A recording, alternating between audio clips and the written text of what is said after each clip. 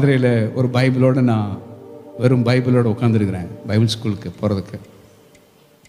என் friend Babu அந்த காலை சக்கரம் சுத்துண்டா மாப்பிள்ள, கீழே போனால் மேலே வருவடா அப்படின்னா. ஆனால் என் கையில் மனசு முழுக்க சந்தோஷத்தோட பைபிளை விட்டு தான் வச்சுட்டு உட்காந்துருந்தேன். நான் கடற்கரையில் தொழில் பண்ணிட்டு இருந்த நேரத்தில் அவர் சொல்லுவாங்க கிச்சான் சேஸ் அப்படின்வாங்க. ஒரு பெரிய பைபிளை வச்சு கம்பெனியில் உட்காந்து வாசிச்சுட்டு இருப்பேன். சும்மா ஏதோ ஒரு மன ஆறுதலுக்காக வாசிக்கணும்னு வாசிப்பேன். இப்போ சொல்லு மருமானே, இந்த பைபிளை கையில் எடுத்துட்டீங்கல்ல, நீங்கள் வாழ்ந்துருவீங்க அப்படின்னு